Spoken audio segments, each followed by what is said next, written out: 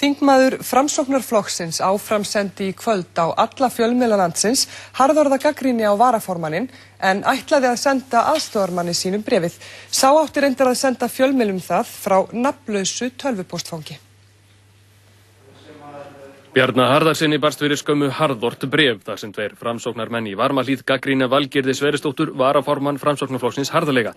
Þeir telja Valgerði seka margs konar afglöp í ráðherraembætti og að tengja megi þau kreppunni. En það ekki innihald bréfsins sem vekur athygli, heldur að þingmaður flokks skuli koma á framfæri harðri gagnrýni á varaformann flokksins og hafi ætlað sér að gera það nafnlaust. Skilaboð Bjarna til aðstoðarmanns síns eru: Sæll, hér merkilegt bréf. Ertu til í að búa til anonymous netfang og senda þetta úr því á alla fjölmiðla? B. Bréfið sendi Bjarni frá netfangi sínum á Alþingi, en bætti óvart inn í sendinguna netfangum allra fjölmiðla á Íslandi. 15 mínútum síðar barst annað tölvubréf frá Bjarna. Ágætu fjölmiðlamenn. Mér urðu á lítilsháttar mistök áðan við sendingu á bréfi til aðstoðarmanns míns. Bréf þetta sem átti aðeins að fara milli okkar tveggja lenti óvart á hópsendingarlista fjölmiðla. Ég vil því vinsamlegast fara þess á leit við ykkur að þið eyðið þessu bréfi og nýtið hvorki efni þess né þessi mistök mín sem urðu til þess að bréfið rataði ranglega í ykkar hendur á nokkurn hátt í miðlum ykkar. Með kærri kveðju og fyrir framþökk, B. Bjarni, það varla hægt að skilja póstsendingu þína í kvöld öðruvísin svo og þú hafi reynt að koma höggi á Valgerði Sverrisdóttur úr launsátri.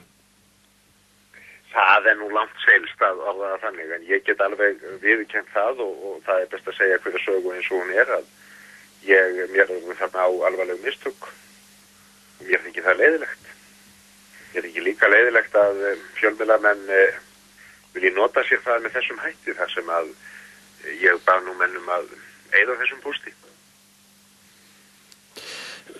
Finnst þér þín vinnubrögð gagnvart Valgerði vera eðluleg? Í þessu tilviki var ég að senda þetta bréf á aðstoðarmann minn með svona skilaboðum sem að verða skilin og þann hátt að ég hafi ætlað að senda þetta á alla fjölmiðla. Það var nú ekki ígrundað og hafi ekki verið tekin ákvörðun það. En ef menn vilja skilja þessum svo, nei, þá get ég alveg viðurkennt það að þetta hafi nú verið svona allbjart helt og ég biðst velvirðingar á því. Það vekur athygli að ég smáum þingflokki og þingflokkur Framsóknarmanna skuli verið að miklar væringar. Er þetta ekki óheppilegt fyrir flokkin í alla staði? Jú, það hafa lengi verið mikil átök innan Framsóknarflokksins út af Evrópumálum. Það ekkert nýtt. Ég hef sjálfur staðið frammi fyrir því að senda bréf innan þingflokksins sem síðan hefur verið sendt á og einmitt til Valgerðar sem hefur verið sendt síðan á alla fjölmiðla innan við árið síðan. Þannig að átökin ættu svo sem ekki að koma neinum á óvart en þau eru mjög óheppileg. Það engin vafi á því.